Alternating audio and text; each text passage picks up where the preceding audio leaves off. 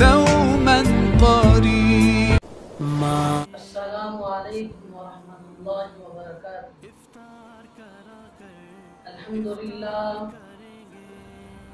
الحمدللہ وکفا وسلام علی عبادہ الذین اصطفى.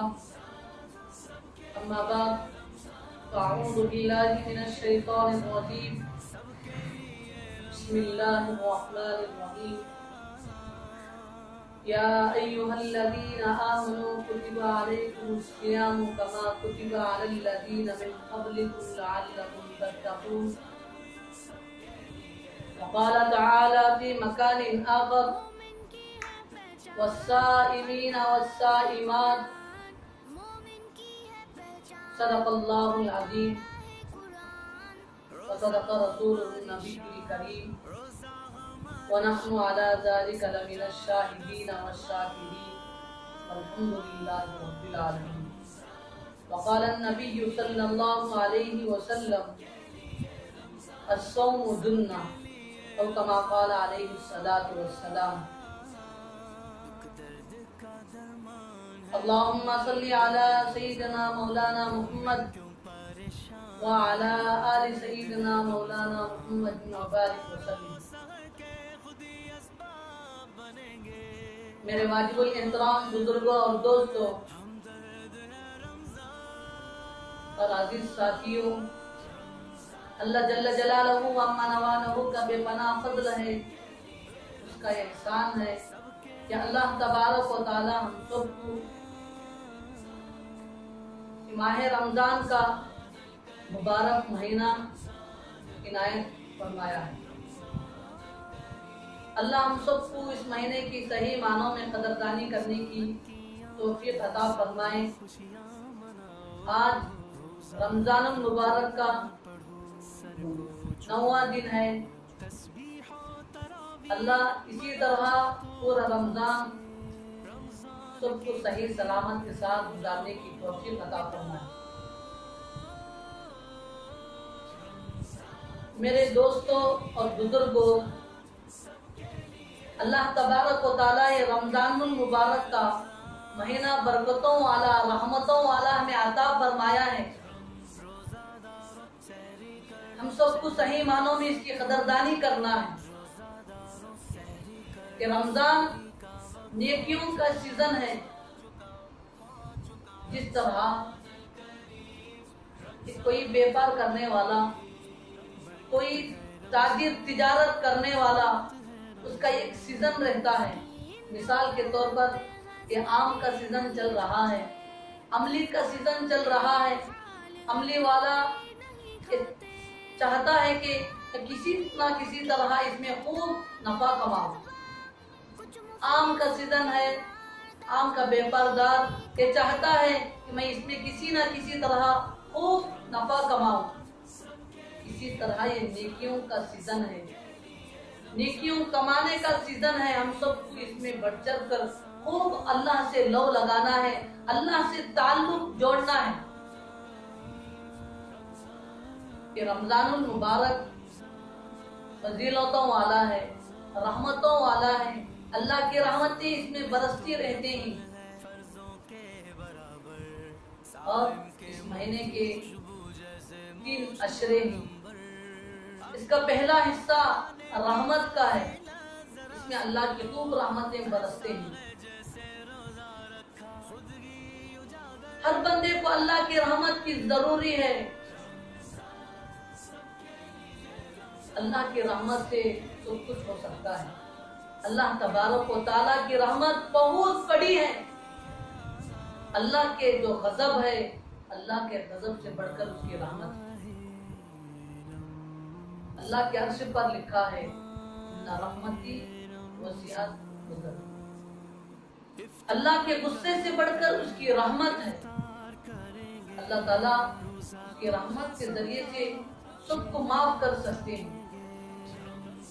ہم سب کو چاہیے کہ ہم اللہ کی رحمت پر امید رکھیں. اللہ تعالیٰ اس کی رحمت کے ذریعے ہم سب کے گناہوں کو معاف کرتے ہیں، گناہوں کو بخشتے ہیں. کہ رمضان المبارک مہینہ اللہ تعالیٰ ہمیں جو عطا کیا ہے، اس کے ذریعے سے دنیا کے بھی بہت سے فوائد ہیں اور آخرت کے بھی بہت سے فوائد ہیں۔ اللہ تبارک و تعالی جب نفس کو پیدا کیے، اللہ تبارک و تعالی اس نفس سے پوچھے من انا ومن انت، میں کون ہوں اور تو کون ہے؟ تو نفس کہنے لگا انا انت انت، میں ہوں تو ہے۔ پھر اللہ تبارک و تعالیٰ اس کو کئی دنوں تک آگ میں جلا کر رکھے، پھر اس سے پوچھے من انا ومن انت، میں کون ہوں اور تو کون ہے؟ وہ کہنے لگا انا انت، میں ہوں تو ہے۔ پھر اللہ تبارک و تعالیٰ اس کو ٹھنڈ کے ذریعے عذاب دیے۔ جب آدمی کو زیادہ ٹھنڈ ہوتی ہے اس میں آدمی کو تکلیف محسوس ہوتی ہے، آدمی زیادہ ٹھنڈ کو برداشت نہیں کر سکتا۔ اللہ تبارک و تعالیٰ اس نفس کو ٹھنڈ کے ذریعے سے عذاب دیے، پھر پوچھے من انا ومن انت، پھر کہنے لگا انا انت، میں ہوں تو۔ اس کے بعد اللہ تبارک و تعالیٰ اس نفس کو ایک وزن دار چیز کے نیچے بہت دنوں تک دبا کے رکھی، پھر پوچھے اس سے من انا ومن انت، پھر اسی طرح کہنے لگا انا انت، میں ہوں تو ہے۔ اللہ تبارک و تعالیٰ اس کو بھوکا رکھے، بھوکا رکھنے کے بعد نفس سے پوچھے من انا ومن انت، اس وقت کہنے لگا وہ نفس تو اللہ ہے، تو خالق ہے، میں بندہ ہوں۔ یعنی بھوکا رکھنے پر وہ کنٹرول میں آ گیا کہ روزے کے ذریعے سے ہم اپنے نفس کا علاج کر سکتے ہیں۔ یہ نفس، اسی نفس کے ذریعے آدمی جہنم میں جاتا ہے۔ نفس کی بات سن کر آدمی گناہوں کی طرف لپکتا ہے۔ جب بندہ روزہ رکھے گا نفس پر کنٹرول میں آئے گا۔ یہ روزہ تمام مذہبوں کی عبادت ہے، صرف مسلمان ہی روزہ نہیں رکھتے، یہودی وہ بھی روزہ رکھتے ہیں، نصارہ وہ بھی روزہ رکھتے ہیں، مشرک وہ بھی روزہ رکھتے ہیں، ہر مذہب والے روزہ رکھتے ہیں، ہر مذہب کی عبادت روزہ ہے۔ کہ روزے کے بہت سارے فوائد ہیں۔ اس کے دو روحانی فائدے ہیں کہ روزے کے ذریعے آدمی تقوی و طہارت والا بن جاتا ہے۔ اللہ تبارک و تعالیٰ خود کلام میں فرما رہے ہیں یا ایھا الذین آمنوا کتب علیکم الصیام کما کتب علی الذین من قبلکم لعلکم تتقون۔ اے ایمان والو، تم پر روزے فرض کیے گئے ہیں، صرف تم لوگوں پر ہی نہیں، تمہارے سے پہلے جتنی امتیں ہیں ان لوگوں پر بھی ہم روزے فرض کیے تاکہ تم متقی اور پرہیزگار بن جاؤ۔ بندہ روزوں کے ذریعے سے تقوی والا، طہارت والا، اللہ سے تعلق جوڑنے والا بن جاتا ہے۔ دوسرا فائدہ ہے روزے کے ذریعے سے بندے کو صبر کرنا حاصل ہوتا ہے۔ بندہ روزہ رکھنے پر اس کو معلوم ہوتا ہے کھانے کی بھوک لگتی ہے، پیاس لگتی ہے، بندہ برداشت کرتا ہے، صبر کرتا ہے۔ صبر کیا چیز ہے؟ روزے کے ذریعے سے بندے کو حاصل ہوتا ہے۔ غریبوں کا غم خاری، ان کے حال پر رحم، ترس بندے کو آ جاتا ہے۔ تھوڑی دیر کے لیے ہم بھوکے رہتے ہیں تو تکلیف محسوس ہوتی ہے۔ کتنے غریب بندے ہیں کئی دنوں سے کھانا نہیں کھائے، کئی دنوں سے بھوکے پیاسے ہیں، فقر و فاقے کی زندگی گزار رہے ہیں۔ غریبوں کا ہمدردی یہ ہمیں نصیب ہوتی ہے روزے کے ذریعے سے۔ بہت سارے فوائد حدیث میں آتا ہے۔ حضرت ابو سعید خدری رضی اللہ تعالیٰ عنہ، میرے اور آپ کے آقا دو جہان کے پیغمبر، نبیوں کے افسر، محبوب رب انور، طٰہٰ و یاسین، آمینہ کے لال، عبداللہ کے لطف جگر اور نور نظر، آمد بہار، ہواؤں میں خوشگوار، نور کے قطار، مشک بار، سید الاولین والآخرین، امام الانبیاء، محبوب کبریا، خاتم الرسل، محسن انسانیت، ہادی الصبر، رب العالمین کے محبوب رحمت للعالمین سے ان کے ذریعے سے نقل کرتے ہیں۔ جب رمضان کی پہلی رات شروع ہوتی ہے تو اللہ تبارک و تعالیٰ کے حکم سے آسمان کے دروازے کھول دیے جاتے ہیں، صرف ایک رات کے لیے نہیں، پہلی رات میں کھلتے ہیں، آخری رات جو رمضان کی آخری 30ویں رات ہوتی ہے اس وقت تک آسمان کے دروازے کھلے رہتے ہیں۔ اور جو بندہ روزہ رکھتا ہے اس بندے کے لیے صبح کی نماز سے لے کر غروب آفتاب تک 70,000 فرشتے اس کے لیے مغفرت کے لیے دعا کرتے ہیں۔ ایک فرشتہ نہیں، دو فرشتے نہیں، 70,000 فرشتے صبح کی نماز سے لے کر غروب آفتاب تک اس کے لیے مغفرت کی دعا کرتے ہیں۔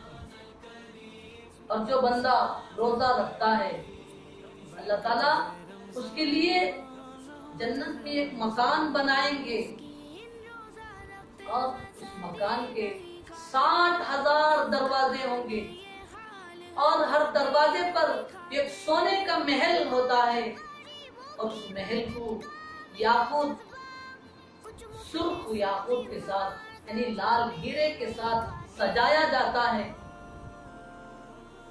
اور جو بندہ جو روزہ رکھتا ہے،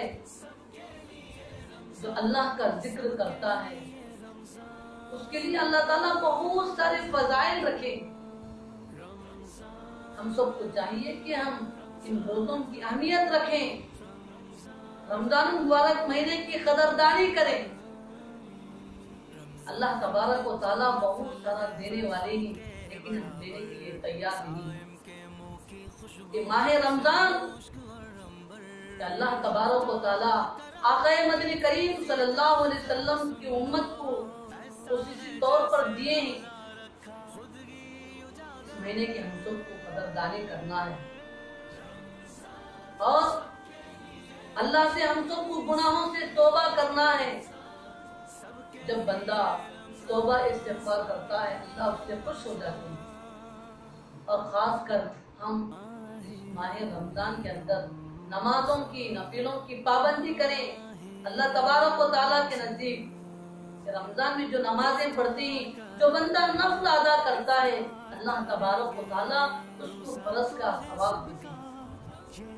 جو بندہ یہ فرض نماز ادا کرتا ہے اللہ تبارک و تعالیٰ اس کو 70 فرائض ادا کرنے کا ثواب ادا کرتے ہیں۔ دنیا کی کوئی کمپنی ایسی نہیں ہے یہ چیز لینے پر اس کو اتنے آفر دیتی ہے، لیکن اللہ تبارک و تعالیٰ کی ذات برابر برا ہے، ورنہ بے مثل ہے، بے مثال ہے، لا زوال ہے، لا محدود ہے۔ دینے پر آئیں گے اتنا دیں گے، آدمی اس کا حساب نہیں لگا سکتا۔ ایک فرض ادا کرنے سے اللہ تبارک و تعالیٰ اس کو 70 فرائض ادا کرنے کا اجر دے رہے ہیں، ایک نفل ادا کرنے پر فرض کا ثواب دے رہے ہیں۔ جو بندہ اس رات میں یہ سجدہ کرتا ہے، یہ سجدے کے بدلے میں اللہ تبارک و تعالیٰ اس کو 1,500 سجدے کرنے کا ثواب عطا کرتا ہے۔ اور یہ رمضان المبارک مہینہ ایسا برکتوں والا مہینہ ہے، ایسے رحمتوں والا مہینہ ہے کہ ایک دن میں، ایک رات میں اللہ تبارک و تعالیٰ 6 لاکھ قیدیوں کو جو جہنم میں ہیں ان کو رہا کرتی ہے، ان کو جہنم سے نکال کر جنت میں ڈالتی ہیں ایک دن کے اندر 6 لاکھ۔ اسی طرح ہر دن میں کرتے ہیں۔ جب آخری رات آتی ہے اس رات میں 1,80,00,000 لوگوں کو اللہ تبارک و تعالیٰ جہنم سے نکال کر جنت میں داخل کرتے ہیں۔ یہ رمضان المبارک مہینوں کے فضائل ہیں، ये बरकत हैं, ये रहमतें हैं। हम सबको इन महीनों से फायदा उठाना है, इन दिनों से फायदा उठाना है, अल्लाह से ताल्लुक को मजबूत करना है। अल्लाह तबारक व तआला आवाज लगाते ही, है कोई बख्शिश चाहने वाला, है कोई मगफिरत चाहने वाला, जिसकी मैं मगफिरत करूं, जिसको मैं बख्श दूं। आवाज लगाते ही हम सबको चाहिए कि अल्लाह से लो लगाए, अल्लाह से ताल्लुक को मजबूत करें, गुनाहों से माफी मांगे। और इस महीने में हम सबको 4 चीजों की कसरत रखना चाहिए। एक है ला इलाहा इल्लल्लाह, कलिमा तय्यबा के हम सबको कसरत रखना चाहिए। कलिमा देखने के एतबार से, पढ़ने के एतबार से एक मामूली सा है, लेकिन हदीस में आता है मन क़ाल ला इलाहा इल्लल्लाह मुखलिसन दखलल जन्नह, जो बंदा इखलास के साथ इस कलिमे को कहता है उस पर जन्नत वाजिब है। इस महीने में खुसूसी तौर पर कलिमा तय्यबा की कसरत रखना है। हज़रत इब्राहिम आला नबीना अलैहिस्सलातु वस्सलाम, जिनको अल्लाह का नाम लेने में कितना मजा आता था। एक मर्तबा का वाकया है, हज़रत इब्राहिम अलैहिस्सलाम बकरियों को चराते हुए जा रहे थे। अल्लाह तबारक व तआला एक फरिश्ते को इंसान की शक्ल में उनके पास भेजता है इम्तिहान लेने के लिए। वो आकर अल्लाह की हम्द व सना कहने लगता है, सुभानल मलिक कुद्दूस, सुभानल मलिक वल मक़ूस, सुभानल इज्जति वल अज़मति वल हैबति वल कुदरति वल किब्रियाई वल जबरूत, सुभानल मलिकिल्लज़ी ला यनामु व ला यमूतु, सुब्हान रब्बुना व रब्बुल मलाइकति वर रूह। हज़रत इब्राहिम आला नबीना अलैहिस्सलातु वस्सलाम जब इन कलिमात को सुनते ही, अल्लाह की तारीफ को सुनते ही चौंक जाते ही, कहते ही एक मर्तबा अल्लाह का नाम कह लो। वो फरिश्ता जो इंसान की शक्ल में आया था वो कहता है, मैं तो अल्लाह का नाम लूंगा, आप मुझे क्या दोगे? कुर्बान जाए हज़रत इब्राहिम आला नबीना अलैहिस्सलातु वस्सलाम पर वो कहते ही, मेरे बकरियों में से आधी सिर्फ अल्लाह का नाम सुनने के लिए। अल्लाह का नाम सुनने में कितना मजा आया होगा। आज हमें भी अल्लाह का नाम सुनते ही, लेकिन हमें कोई असर नहीं, हमारे कानों में आजान पड़ते ही हमें इसका कोई असर नहीं होता। अलगर्ज जब वो फरिश्ता अल्लाह का नाम लेता है, आधी बकरियां दे देती, लेकिन हज़रत इब्राहिम अलैहिस्सलातु वस्सलाम का दिल नहीं भरता। फिर कहते ही, और एक मर्तबा अल्लाह का नाम ले लो। तो फरिश्ता कहता है, अब क्या दोगे? और आधी बकरियां दे दूंगा। अल्लाह का नाम कहता है और आधी बकरियां दे देते ही। फिर भी हज़रत इब्राहिम आला नबीना अलैहिस्सलातु वस्सलाम फिर कहते हैं, और एक मर्तबा अल्लाह का नाम। तो फरिश्ता कहता है, अब तो आपके पास देने के लिए कुछ भी नहीं है, अब क्या दोगे?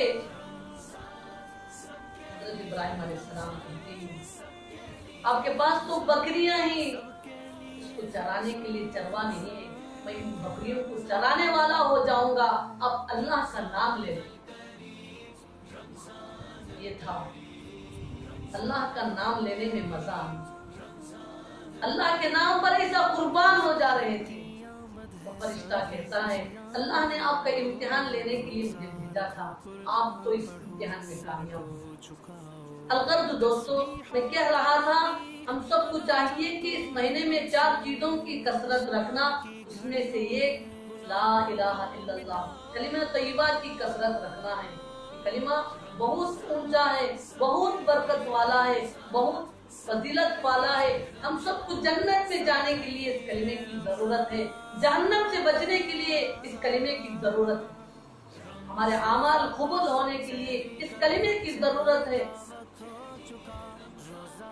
اس کلمے کے بغیر اعمال قبول نہیں ہوتے، اس کی مغفرت نہیں ہوتی. اس مہینے میں زیادہ سے زیادہ ہم سب کو اس کلمے کی کثرت رکھنا چاہیے. دوسری چیز ہے استغفار کی کثرت. کوئی بندہ یہ دعویٰ نہیں کر سکتا، اس سے کوئی غلطی نہیں ہو سکتی، کوئی چوک گناہ نہیں ہو سکتا. غلطیاں کوتاہیاں ہر انسان سے ہو سکتے ہیں. انبیاء کرام علیہ السلام کے سوا کوئی انسان معصوم نہیں. غلطیاں چوک گناہ دیر سے ہو سکتی ہیں.